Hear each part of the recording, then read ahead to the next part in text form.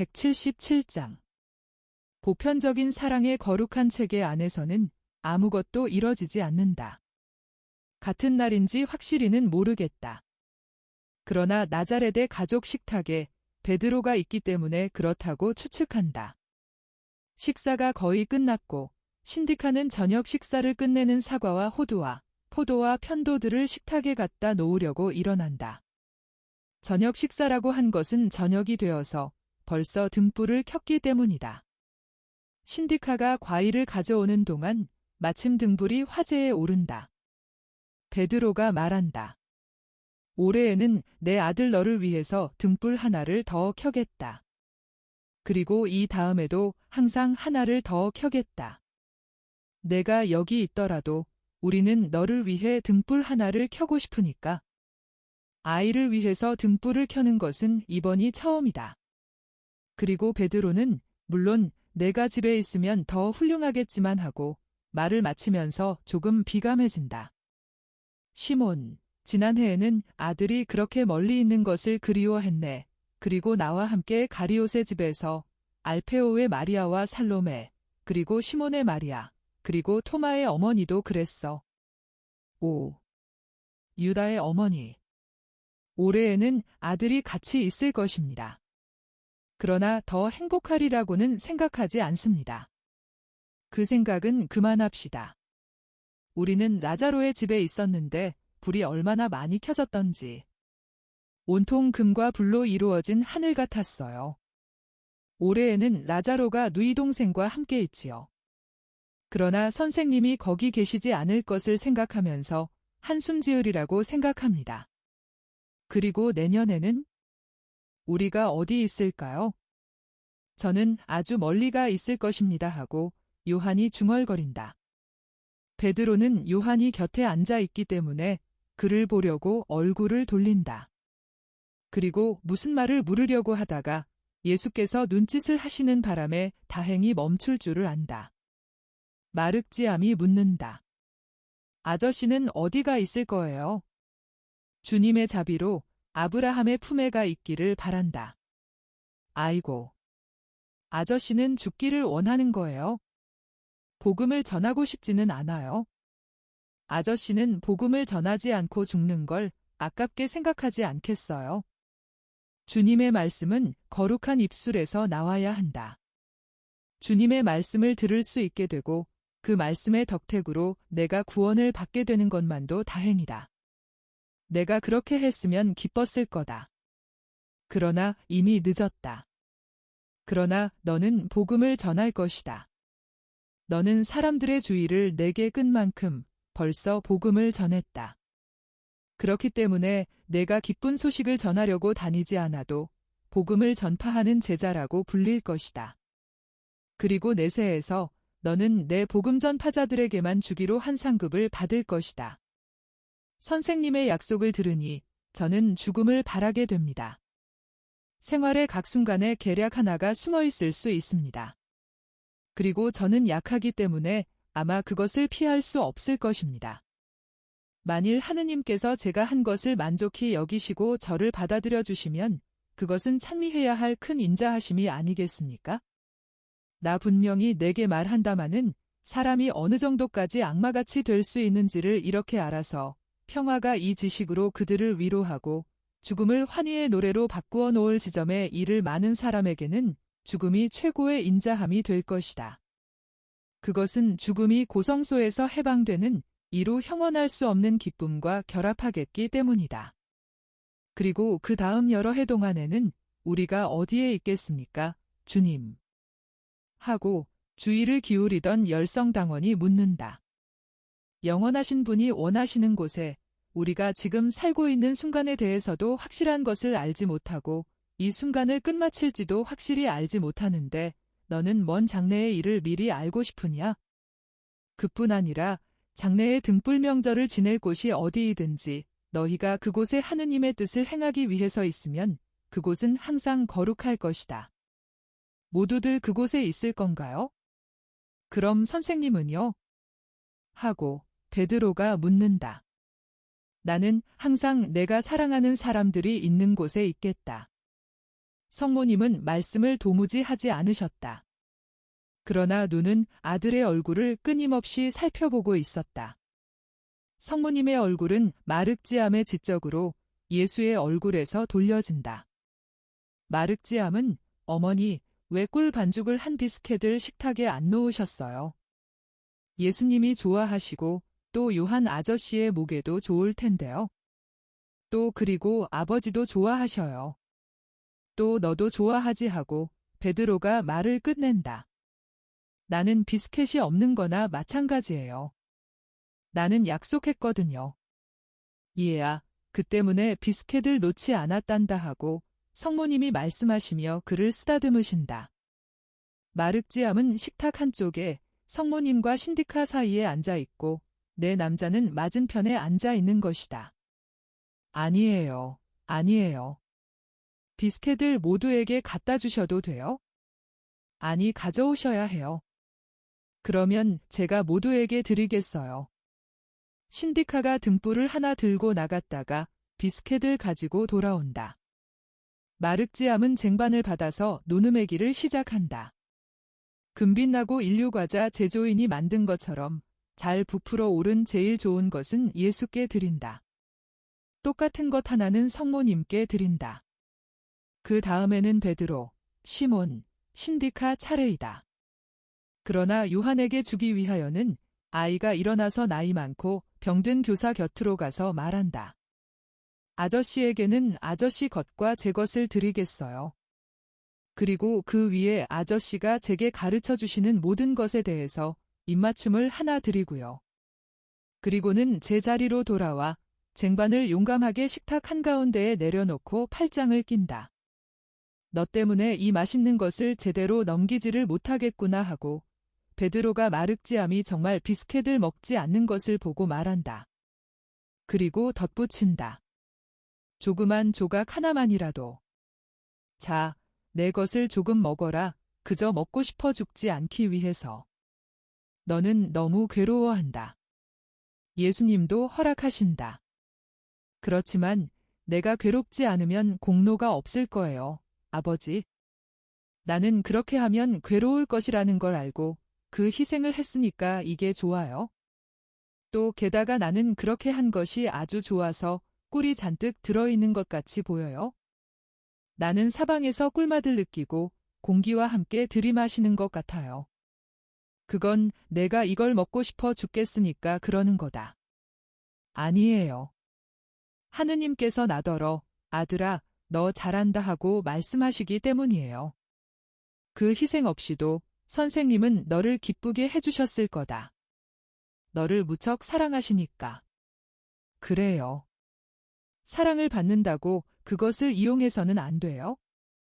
그뿐 아니라 선생님은 선생님의 이름으로 준 물 한 잔에 대해서도 하늘에서 큰 상을 받을 거라고 말씀하셨어요. 만일 선생님의 이름으로 다른 사람에게 준 물 한 잔에 대해서 큰 상이 있으면 어떤 형제에 대한 사랑을 위해서 먹지 않는 비스켓 하나나 꿀 조금에 대해서도 그러리라고 생각해요. 선생님, 제가 말을 잘못했어요. 너는 총명하게 말한다. 과연 나는 내 희생 없이도 어린 라헬을 위해서 내가 청하는 것을 내게 허락할 수 있었다. 그것은 해서 좋은 일이었고 또 내 마음도 그것을 원했으니까.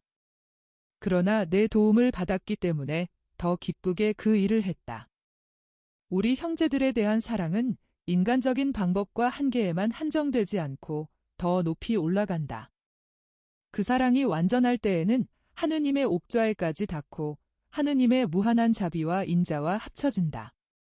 성인들의 통공이 바로 이 계속적인 행동이고 이와 마찬가지로 하느님께서도 끊임없이 또 모든 방식으로 형제들에게 그들의 물질적인 필요나 영신적인 필요 또는 동시에 두 가지 필요에 대한 도움을 주신다. 마륵지암의 경우가 그렇다. 마륵지암은 라헬의 병나음을 얻음으로써 라헬을 병에서 구해주고 동시에 늙은 요한나 할머니의 낙담한 정신의 고통을 덜어주고 그 집안의 모든 식구의 마음속에 주님께 대한 점점 더 커지는 신뢰를 일으킨다. 우리가 희생하는 꿀 한 숟가락도 슬퍼하는 사람에게 평화와 희망을 도로 가져다 주는데 소용될 수 있고 사랑의 목적으로 우리가 포기하는 비스켓이나 다른 음식도 멀리 떨어져 있어서 우리에게는 언제까지나 알지 못하는 사람으로 남아있을 굶주린 사람에게 기적적으로 제공되는 빵 하나를 얻을 수 있다. 그리고 분노의 말, 정당한 분노의 말 한마디를 희생정신으로 참는 것도 멀리 떨어진 곳에서 죄 하나를 막을 수 있으며 과일 하나를 따고자 하는 욕망을 사랑으로 누르는 것도 어떤 도둑에게 뉘우치는 생각을 나게 해서 도둑질을 막는 데 소용될 수도 있다. 보편적인 사랑의 거룩한 체계 안에서는 아무것도 이뤄지지 않는다. 비스켓 쟁반 앞에서 한 어린이가 행하는 영웅적인 희생도 한 순교자의 희생과 마찬가지로 이뤄지지 않는다. 한 순교자의 희생은 흔히 그 근원이 어릴 때부터 하느님과 이웃에 대한 사랑에 관하여 받은 단호한 교육에 있다는 말까지도 하겠다. 그러면 우리가 박해를 받을 때를 위해서 제가 항상 희생을 하는 것이 정말 유익한 일이군요 하고 마륵지암이 확신을 가지고 말한다. 박해를 당하다니? 하고 베드로가 묻는다. 그래요. 아버지는 선생님이 그 말을 하신 걸 기억 못하세요?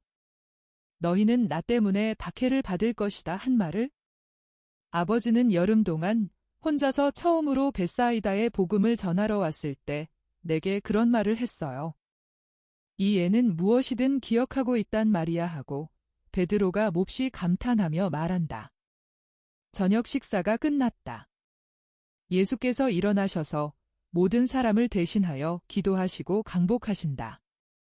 그런 다음 여자들이 설거지를 하러 가는 동안 예수께서는 남자들과 같이 방 한 구석으로 가셔서 나무 토막 하나를 깎으시는데 그것이 마륵지암이 감탄하며 바라보는 앞에서 양이 된다. 178장 엔도르의 요하나 안티오키아로 가거라. 비가 오는 겨울 아침 나절이다. 예수께서는 벌써 일어나셔서 당신 작업장에서 일을 하신다. 작은 물건들을 만드신다. 그러나 한 구석에는 새 배틀이 하나 있다. 새 것이고 별로 크지는 않지만 잘 만들어진 배틀이다. 성모님이 김이 나는 우유 한 잔을 가지고 들어오신다. 예수야, 마셔라. 내가 일어난 지가 무척 오래됐지? 날씨가 습기 차고 춥다. 예, 그러나 어머니, 저는 모두 끝낼 수가 있었습니다. 이 일주일 동안의 명절 때문에 일이 마비되었었습니다. 예수께서는 목수의 작업대 위에 비스듬히 올라 앉으셔서 양젖을 드신다. 그동안 성모님은 배틀을 살펴보시며 어루만지신다. 어머니께서 배틀에 강복하십니까? 하고 예수께서 빙그레 웃으시며 말씀하신다. 아니다. 내가 이것을 만들었기 때문에 어루만지는 거다. 강복이야. 내가 이걸 만들면서 주었지? 내가 좋은 생각을 했다. 이것은 신디카에게 소유될 거다. 신디카는 배짜기에 매우 재간이 있다. 그리고 이것은 신디카가 여인들과 처녀들을 가까이 하는 데에 도움이 될 거다. 다른 것도 무엇을 했느냐? 선반 옆에 올리브나무 같은 지적개비들이 보이니 말이다. 요한에게 유익한 물건들을 만들었습니다. 보세요. 철피를 넣을 상자와 글씨를 쓸 작은 탁자가 있고요. 그리고 요한의 책을 넣을 뚜껑이 비스듬한 책상들이 있고요. 만일 요나의 시몬이 작은 마차 생각을 하지 않았더라면 저는 이런 것을 만들지 않았을 것입니다. 그러나 이제는 이 물건들로 실을 수 있을 것입니다. 그리고 그들은 제가 이 작은 물건들을 만들면서도 그들을 사랑했다는 것을 느낄 것입니다. 저 사람들을 멀리 보내는 것이 괴롭지? 괴롭습니다. 저 때문에도, 저 사람들 때문에도. 저 사람들에게 말하려고 지금까지 기다렸습니다. 그리고 시몬이 폴피레아와 같이 도착하지 않은 것만도 다행입니다. 지금이 말할 시간입니다. 날마다 제 마음을 찍어 누르고 수많은 등불의 빛까지도 음산하게 하던 고통입니다. 지금은 제가 다른 사람들에게 주어야 하는 고통입니다. 아, 어머니, 저는 그 고통을 저 혼자서 당하고 싶었습니다. 착한 내 아들. 성모님은 예수를 위로하기 위하여 그의 손을 어루만지신다. 잠깐 동안 침묵이 흐른 다음 예수께서 말씀을 다시 시작하신다. 요한은 일어났습니까? 그래. 그가 기침하는 소리를 들었다. 어쩌면 부엌에서 양저들 마시고 있는지도 모르겠다. 가엾은 요한. 눈물 한 방울이 성모님의 뺨으로 흘러내린다. 예수께서 일어나신다. 그리 가겠습니다. 가서 말을 해야 합니다. 신디카하고는 말이 더 쉬울 것입니다.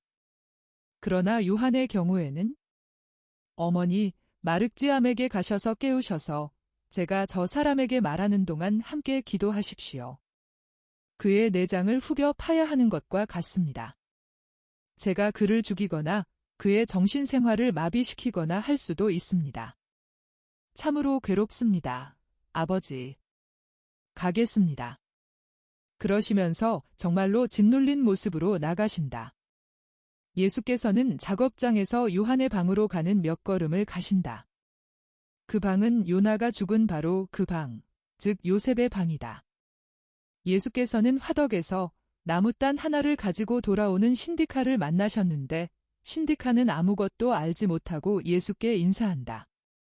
예수께서는 생각에 잠기신 채 그리스 여자의 인사에 답례를 하시고는 꼼짝하지 않으시고 겨우 꽃망울이 앉기 시작한 백합꽃 화단을 내려다보신다. 그러나 그것들을 보시는지는 모르겠다. 그러다가 결심을 하신다. 예수께서 돌아서시며 요한의 방문을 두드리신다. 요한이 나타나는데 예수께서 그를 만나러 오신 것을 보고 그의 얼굴 전체가 환해진다. 내 방에 잠깐 들어가도 되겠느냐? 하고 예수께서 물으신다. 오, 선생님. 그야 언제든지. 저는 선생님께서 어제 저녁 조심성과 순종에 대해서 말씀하신 것을 적고 있었습니다. 그리고 선생님께서 이것을 보아주시는 것이 좋겠습니다. 조심성에 대해서 말씀하신 것을 잘 기억하지 못한 것 같으니까요. 예수께서는 이미 정돈이 잘 된 작은 방으로 들어가셨다. 그 방에는 늙은 교사의 편리를 위하여 작은 탁자 하나를 보태 놓았다. 예수께서는 양피지 위로 몸을 숙이시고 읽으신다. 썩 잘 썼다. 제대로 옮겨 썼다. 보십시오. 저는 이 구절을 잘못 이해한 것 같았습니다. 선생님께서는 내일에 대해서 그리고 자신의 육체에 대해서 걱정을 해서는 안 된다고 항상 말씀하십니다. 그런데 이제는 내일에 관계되는 일에 대해서까지도 조심성은 덕행이라고 하는 것은 틀린 생각 같이 보였습니다. 물론 이 틀린 생각은 제게도 오는 것이지만요. 아니다. 너는 잘못 생각하지 않았다. 내가 분명히 그렇게 말했다. 이기주의자의 지나치고 겁에 질린 걱정과 의인의 조심성 있는 배려는 다른 것이다. 우리가 결코 누리지 못할지도 모르는 내일에 대한 인색은 죄이다. 그러나 자기의 빵을 보장하고 또 기근이 드는 시기에 부모를 위한 빵을 보장하기 위하여 절약하는 것은 죄가 아니다. 자기 자신의 육체를 이기적으로 위해서 우리 주위에 있는 사람들에게 우리 육체를 걱정하라고 요구하면서 자기 육체가 그로 인해서 고통을 당할까 봐 무서워서 자기는 일체 노력도 하지 않고 희생도 하지 않는 것은 죄이다. 그러나 조심성 없음으로 인해서 걸려 가족의 짐이 되고 우리를 위해서도 유익한 일에 손실이 되는 무익한 병에 걸리지 않게 육체를 보호하는 것은 죄가 아니다. 하느님께서 생명을 주셨다. 이것은 하느님에게서 오는 선물이다.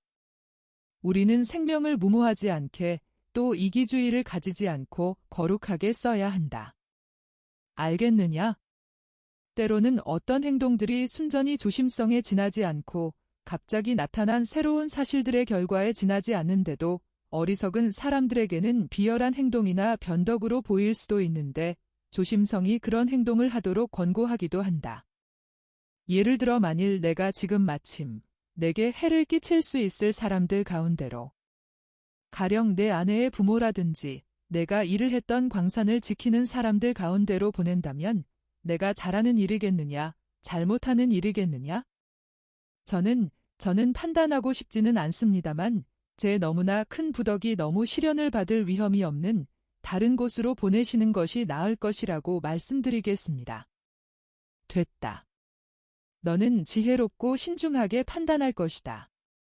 그렇기 때문에 나는 내가 전에 가 있었던 비티니아나 미시아에는 너를 절대로 보내지 않을 것이고 또 비록 내가 정신적으로 그곳에 가기를 희망했어도 친티움에도 결코 보내지 않겠다. 내 정신이 그곳에서 수많은 인간적 냉혹에 찍어눌려 퇴보할 수도 있을 것이다.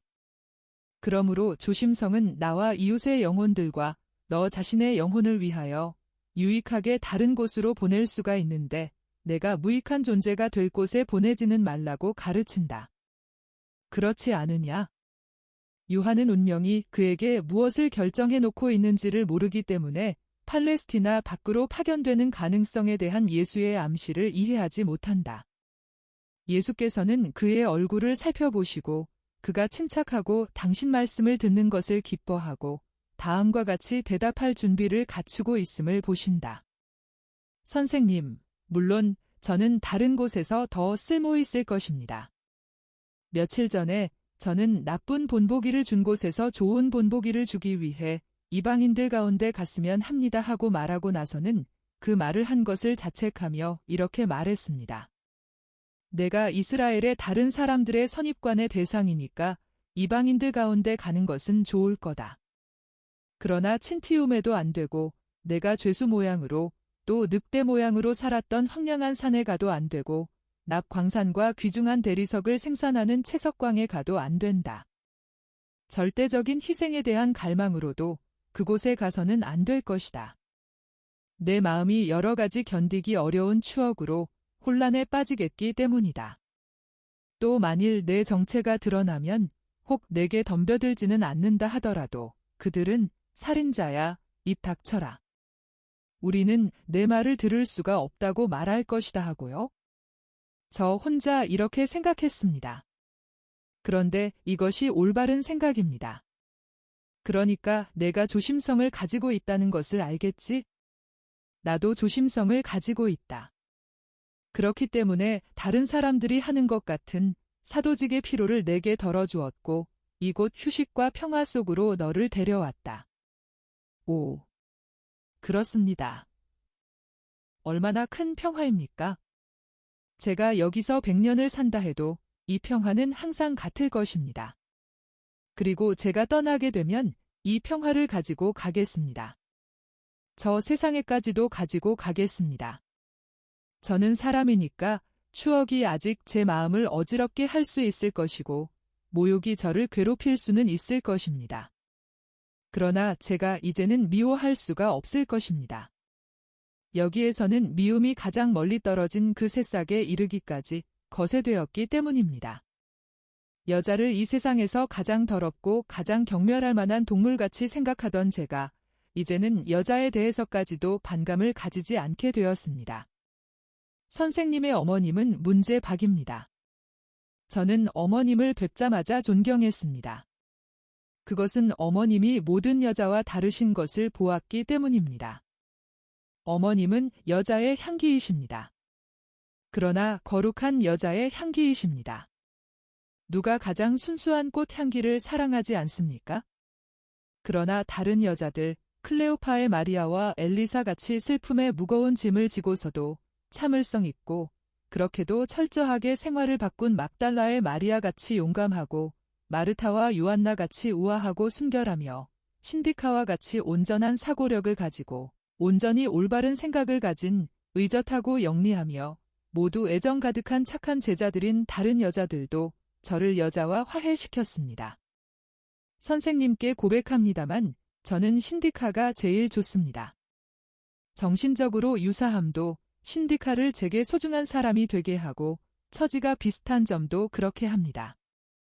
신디카는 노예였었고 저는 죄수였었다는 이 신분의 유사성도 그에 대해서 다른 여자들의 차이로 인하여 가지지 못하게 되는 신뢰를 그에게 가질 수 있게 합니다. 신디카가 제게는 안식이 됩니다. 제가 신디카에 대해서 어떤 감정을 가지고 있는지 제가 그를 어떻게 보는지를 정확히 말씀드리지는 못하겠습니다. 신디카에 비해서 나이가 많은 저는 그를 딸로 보기도 합니다. 제가 가지기를 바랐던 총명하고 근면한 딸로요. 신디카가 가진 애정을 기울여 보살피는 병자인 저, 일생 동안 어머니를 슬퍼하고 그리워하고 모든 여자에게서 어머니인 여자를 찾았지만 찾아내지 못한 침울하고 외로운 저는 신디카에게서 제가 꾸었던 꿈의 현실을 보게 됩니다. 그래서 지친 제 머리와 죽음을 맞이하러 가는 제 영혼에 모성애의 이슬이 내리는 것을 느낍니다. 신디카에게서 딸과 어머니의 마음을 느끼면서 저는 그에게서 여자의 완전을 느끼고 또 신디카 때문에 여자에게서 제게 온 모든 고통을 용서한다는 것을 아시겠지요. 불가능한 일이지만 제 아내였었는데 제가 죽인 그 불행한 여자가 혹 우연히 다시 살아난다면 그를 용서해 주리라고 느낍니다. 이제는 쉽게 다정해지고 악이거나 선이거나 몸을 바칠 때에는 열렬하게 되는 여자의 마음을 제가 깨달았기 때문입니다. 나는 내가 이 모든 것을 신디카에게서 발견한 것이 매우 기쁘다. 신디카는 내 여생의 좋은 동반자가 될 것이고 너희는 함께 좋은 일을 많이 할 것이다. 그래서 신디카를 너와 결합시키겠다. 예수께서는 요한을 다시 살펴보신다. 그러나 피상적인 사람이 아닌 이 제자가 눈치를 챘다는 표가 도무지 없다. 하느님의 어떤 자비가 선고를 결정적인 순간까지 그에게 가려놓으시는가? 모르겠다. 내가 아는 것은 요한이 저희는 저희들의 최선을 다해서 주님을 섬기겠습니다 하고 말하면서 미소 짓는다는 것이다. 그래.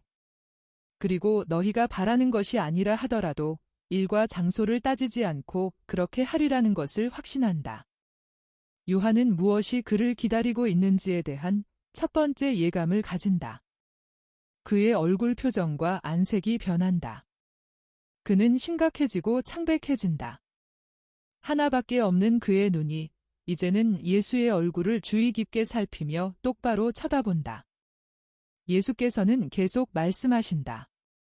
요한아, 내가 어느 날 하느님의 용서에 대한 내 의심을 가라앉히기 위해서 이렇게 말한 것을 기억하느냐?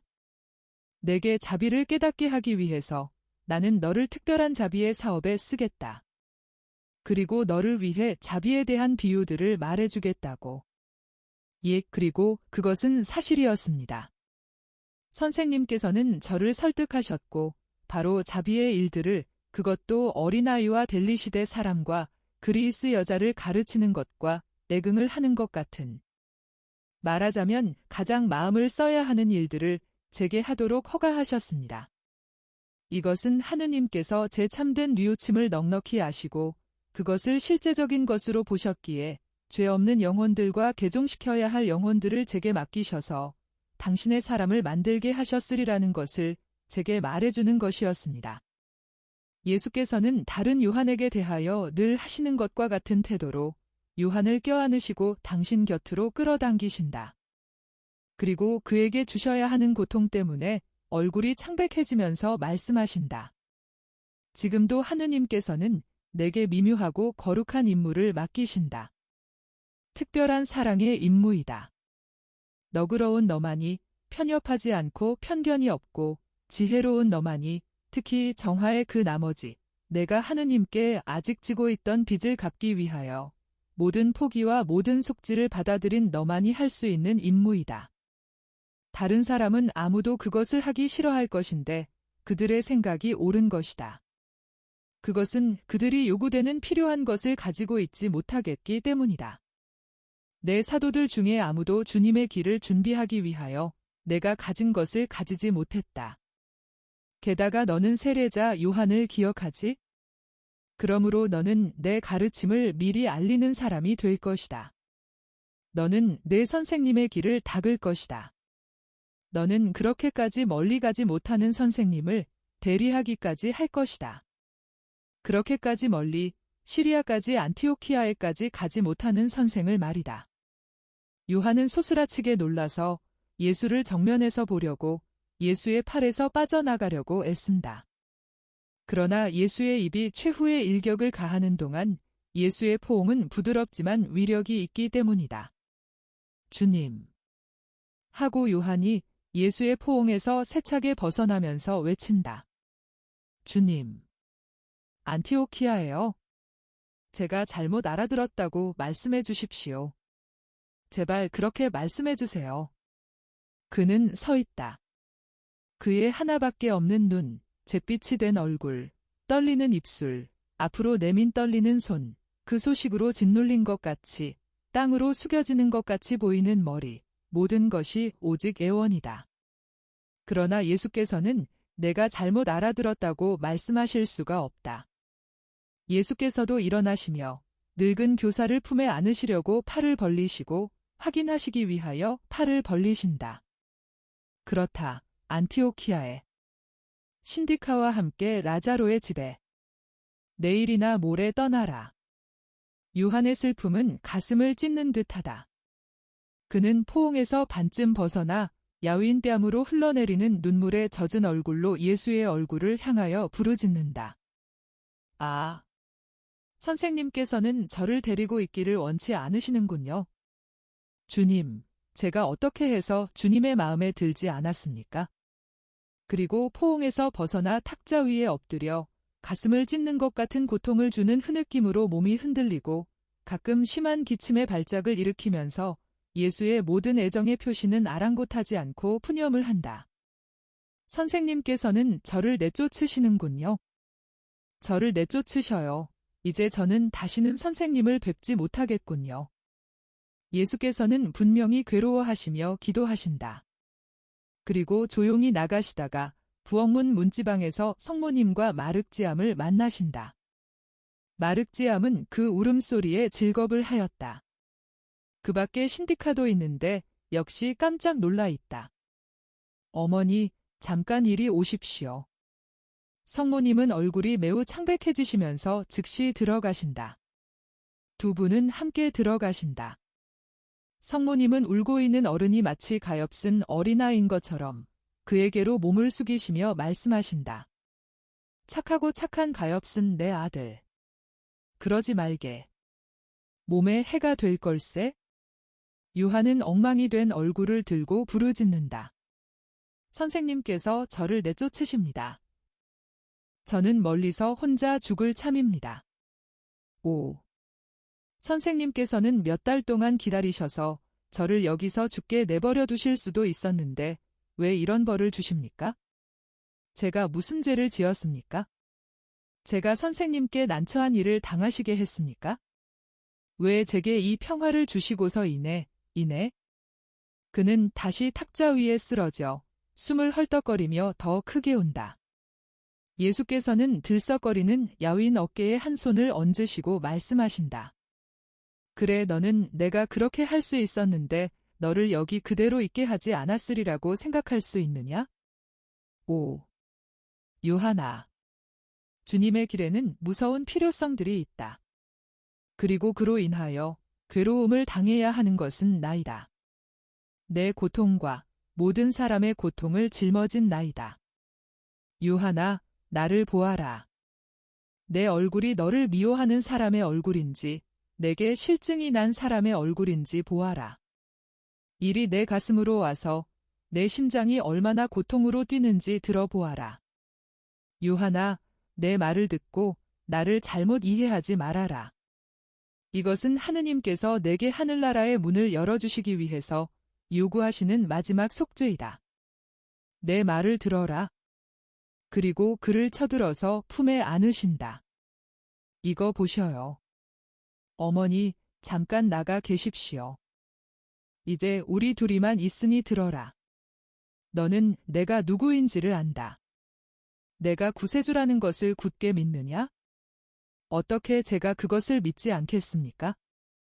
이 때문에 제가 항상 죽을 때까지 선생님과 함께 있기를 원한 것입니다. 죽을 때까지 내 죽음은 끔찍할 것이다. 제 죽음 말입니다. 제 죽음이요. 내 죽음은 내가 내 곁에 있어 하느님의 사랑에 대한 확신을 내게 불어넣어 주겠기 때문에 또 신디카의 사랑으로 게다가 안티오키아에 내 복음의 승리를 준비했다는 기쁨으로 인해서 평온할 것이다. 그러나 내 죽음은 너는 내가 상처투성이의 살덩어리가 되고 침투성이가 되고 모욕을 당하고 미친 듯이 성이 난 군중에게 맡겨져서 악당의 십자가와 같은 십자가에 매달려 죽는 것을 볼 것이다. 너는 이것을 견딜 수 있겠느냐? 순환 때에 예수께서 당하실 것을 상세하게 하나하나 들을 때마다 안 됩니다. 안 됩니다. 하고 신음하던 요한이 안 됩니다 하고 거칠게 부르짖고는 이렇게 덧붙인다. 그렇게 되면 저는 인간을 다시 미워하게 될 것입니다. 그러나 저는 이미 죽었을 것입니다. 선생님은 젊으시니까. 그런데 나는 등불 명절을 한 번밖에는 더 보지 못할 것이다. 요한은 공포에 질려 예수를 뚫어지게 들여다본다. 내가 내게 비밀이 이 말을 한 것은 이것이 내가 너를 멀리 보내는 이유 중에 하나라는 것을 설명하기 위해서이다. 이 운명을 가질 사람은 너 하나만이 아닐 것이다. 그들의 힘에 겹게 마음이 어지러워지기를 내가 원치 않는 사람은 모두 그 전에 다른 곳으로 보낼 것이다. 그래, 이것이 내게는 사랑이 없는 것으로 보이느냐? 아닙니다. 고통을 당하시는 내 하느님. 그러나 저는 선생님을 떠나야 하고 먼 곳에서 죽어야 합니다. 진리인 내 이름으로 내게 약속한다마는 내 임종의 머리맡에 내가 너를 들여다보고 있겠다. 제가 그렇게 멀리 떨어져 있고 또 선생님께서는 너무 멀어서 못 가신다고 말씀하시면서 어떻게 그렇게 되겠습니까? 선생님께서는 저를 덜 슬프게 보내시려고 그렇게 말씀하신 거지요. 쿠자의 요한나는 레바논산 밑에서 죽어가고 있었는데 나를 보았다. 그러나 나는 거기에서 아주 멀리 떨어져 있었고 요한나는 아직 나를 알지 못했었다. 그런데 나는 그를 거기에서 이 세상에 보잘것없는 생명으로 다시 데려왔다. 요한나는 내가 죽는 날 자기가 산 것을 후회하리라는 것을 알아라. 그러나 스승으로서의 둘째 해에 내 마음의 기쁨인 너를 위해서는 그보다 더한 것을 해주겠다. 나는 기다리는 사람들에게 이렇게 말하라는 임무를 주면서 너를 평화 속으로 데려가기 위해 갈 것이다. 주님의 때가 왔습니다. 마치 지금 땅 위에 봄이 오는 것과 같이 우리에게는 천국의 봄이 시작됩니다 하고 말하라는 것이다. 그러나 그때에는 나 혼자 가지는 않을 것이다. 내가 갈 것이고 너는 항상 나를 느낄 것이다. 나는 그렇게 할 수 있다. 그리고 그렇게 하겠다. 너는 일찍이 나를 차지했던 것보다도 더 내 안에 나를 차지할 것이다. 사랑은 그가 사랑하는 사람에게 전달될 수 있는데 정신뿐 아니라 관능에까지도 충격을 줄 수 있을 만큼은 넉넉히 느껴지게 전달될 수 있기 때문이다. 요한아, 이제는 좀 더 안심이 되느냐? 주님, 그러나 정말 괴롭습니다. 그래도 반항은 하지 않는구나. 반항을 하다니요. 절대로 안 합니다. 그랬다간 선생님을 완전히 잃게요. 저는 제 주기도문을 웹니다. 아버지의 뜻이 이루어지소서. 내가 나를 이해하리라는 것을 알고 있었다. 예수께서는 비록 진정은 되었지만 계속 눈물이 흐르고 있는 그의 뺨에 입맞춤하신다. 아이에게 인사를 해도 되겠습니까? 이것은 또 하나의 다른 고통입니다. 저는 그 애를 무척 사랑했습니다. 눈물이 더 세게 흐른다. 그래. 그 애를 곧 부르마. 그리고 신디카도 부르겠다. 신디카도 괴로워할 것이다. 너는 남자이니 내가 신디카를 도와야 한다. 주님. 예수께서 나가신다. 그동안 요한은 울면서 그를 거두어준 작은 방의 벽과 여러 가지 물건을 어루만진다. 성모님과 마륵지암이 함께 들어온다. 아이고. 어머님. 들으셨습니까? 어머님은 알고 계셨습니까? 알고 있었네. 그리고 가슴 아파하고 있었네. 그러나 나도 예수와 헤어졌네. 그런데 나는 어미일세. 맞습니다. 마륵지암아, 이리 오너라. 내가 떠난다는 거, 그리고 우리가 이제는 다시 보지 못한다는 걸 아니? 그는 용맹하고자 한다. 그러나 어린아이를 안고 침대가에 앉아서 온다. 마륵지암의 갈색 머리에 대고 온다. 마륵지암도 따라서 울려고 한다. 예수께서 신디카와 같이 들어오신다. 신디카는 말한다. 요한, 왜 그렇게 눈물을 많이 흘리세요? 선생님께서 우리를 내쫓으셔. 당신은 그걸 모르고 있소? 아직 모르고 있느냐 말이야? 우리를 안티오키아로 보내신단 말이오. 그래서요. 선생님께서는 두 사람이 당신 이름으로 모여 있으면 당신이 그들 가운데 계시겠다고 말씀하지 않으셨어요. 자, 요한. 당신은 아마 지금까지 당신 자신이 당신의 운명을 택했고, 그래서 당신으로서는 다른 의지에 인종하는 것은 비록 그것이 사랑에서 온다 하더라도 무서운 모양이로군요. 저는 남이 제게 강요하는 운명을 참아 견디는데 습관이 돼 있어요. 그런데 그것이 어떤 운명이었습니까? 그렇기 때문에 저는 이 새 운명을 기꺼이 받아들입니다. 아니, 제가 횡포한 속박에 반항한 것은 오직 제 영혼까지도 속박하려고 했기 때문이었지, 다른 이유에서 그러지는 않았어요. 그런데 이제 우리 영혼에 모욕을 주지 않고 우리에게 주님의 봉사자가 되는 자격과 실제성을 주는 사랑의 다정스러운 속박에 반항해야 하겠어요? 당신은 아프기 때문에 내일을 걱정하는 겁니까?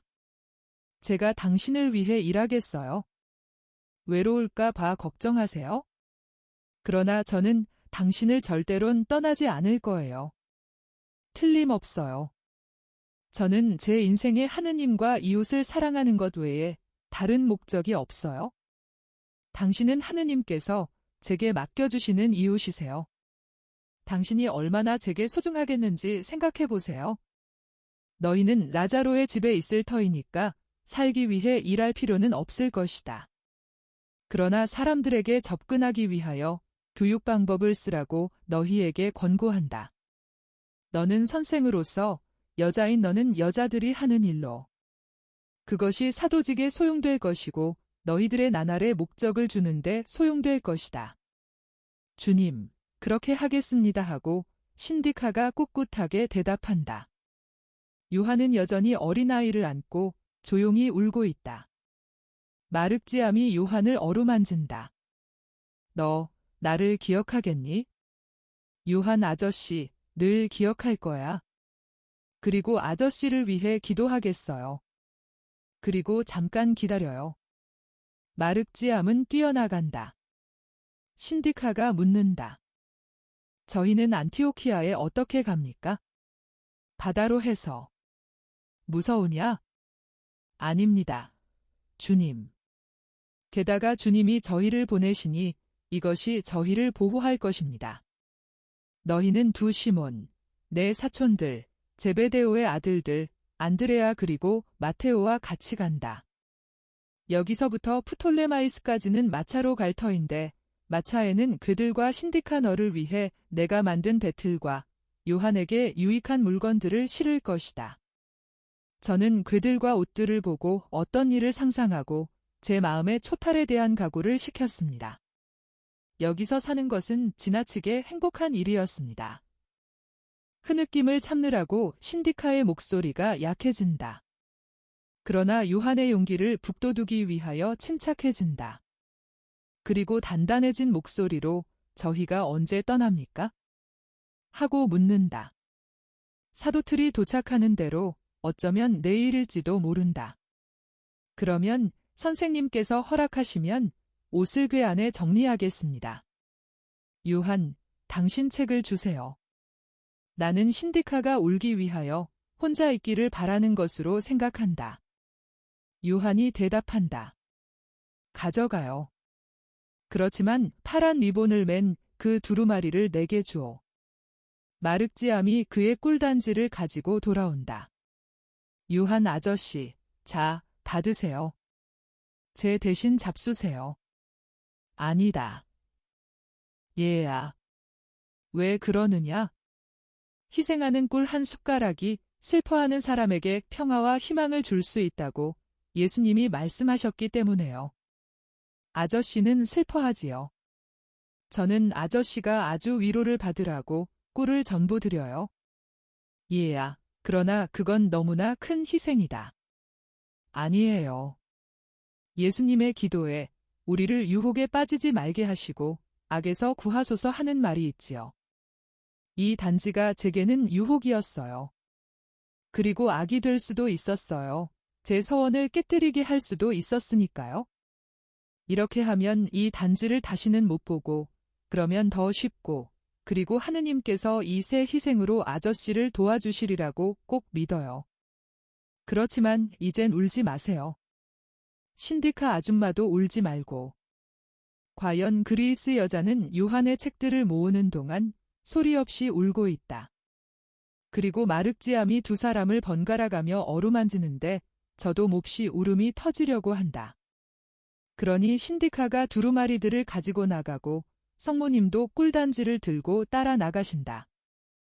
요한은 곁에 앉아 계신 예수와 그가 안고 있는 아이와 함께 남아있다. 그는 침착하다라. 그러나 괴로움에 시달려 있다. 내가 마지막으로 쓴 것도 두루마리에 넣어라 하고 예수께서 권하신다. 나는 내가 그것을 마륵지암에게 주기를 원하는 것으로 생각한다마는 그렇습니다. 제 것으로는 또 하나 베껴놓은 것이 있습니다. 얘야, 여기 선생님의 말씀이 있다. 내가 없을 때에 말씀하신 것들과 다른 말씀들도. 너는 앞이 창창하니까 너를 위해서 선생님의 말씀을 계속 베껴 두려고 했었는데 또 내가 얼마나 많은 사람에게 복음을 전할지 누가 알겠니? 그러나 이제는 베낄 수가 없게 되었다. 이제는 내가 선생님의 말씀을 듣지 못하고 있게 되었다. 요한은 다시 엉엉 울기 시작한다. 마륵지암의 새로운 태도는 부드럽고도 씩씩하다. 그는 요한의 목에 매달리면서 말한다. 이제는 제가 선생님의 말씀을 써서 아저씨에게 보내겠어요. 그렇지요, 선생님. 그렇게 할 수 있지요? 물론 할 수 있고 말고, 그리고 그렇게 하는 것은 큰 자선이 될 것이다. 그렇게 하겠어요. 그리고 제가 없을 때는 열성당원 시몬 아저씨더러 해달라고 하겠어요. 시몬 아저씨는 저를 많이 좋아하고 아저씨도 많이 사랑해요. 그리고 아저씨에게 인정을 베풀기 위해서 그렇게 할 거예요. 그러니까 이젠 울지 마세요. 그리고 제가 아저씨를 보러 갈 거예요. 아저씨는 틀림없이 아주 멀리 가진 않지요. 아이고, 얼마나 먼데. 수백 마일이나 된다. 그리고 나는 멀지 않아 죽을 거다. 아이는 실망하고 낙담하였다. 그러나 모든 것이 쉬운 것으로 생각되는 어린이의 아름다운 침착성으로 다시 제 정신을 차린다. 아저씨가 거길 가니까 저도 아버지하고 같이 갈 수 있을 거야. 그리고 우린 서로 편지를 주고 받을 거예요. 성경을 읽으면 하느님과 같이 있는 것 같지요?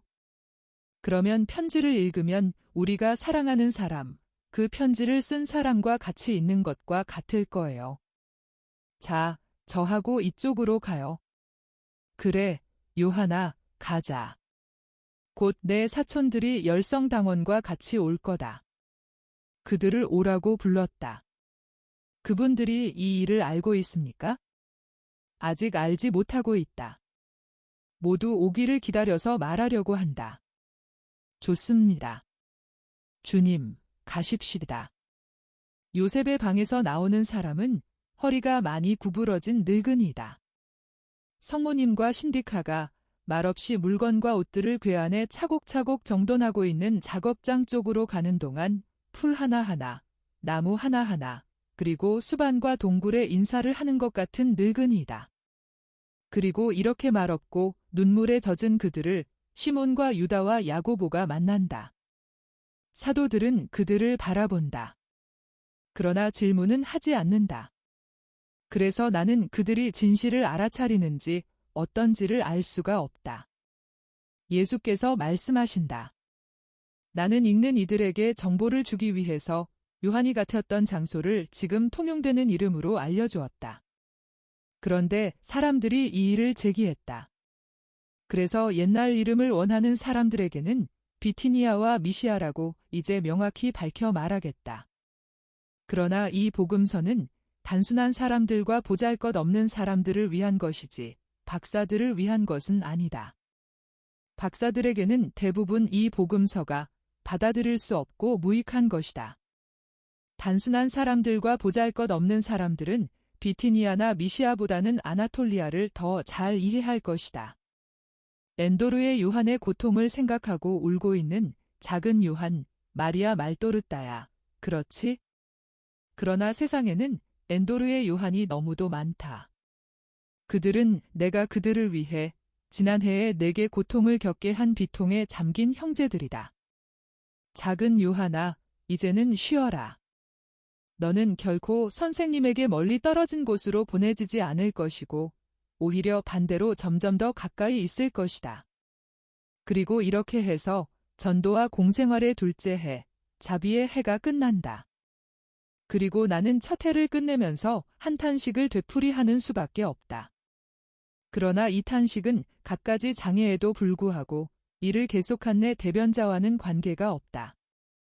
정말이지 영웅적인 길을 두루 돌아다니며 너무나 많은 일에 찍어 눌리는 사람들을 위해서까지도 그들의 희생으로 그 길들을 평탄하게 할 사람들은 거물들이 아니라 보잘것없는 자들일 것이다.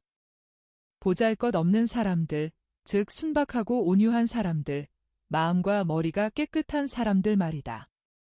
그리고 나는 보잘것없는 자들인 너희들에게, 로무알도와 마리아 같은 너희들에게, 또 너희들과 더불어 너희와 비슷한 사람들에게 말한다. 내게로 와서 너희들을 사랑하기 때문에 너희들에게 말하고 너희들에게 강복하기 위하여 말하는 말씀의 말을 또 그리고 항상 들어라. 내 평화가 너희들과 함께 있기를.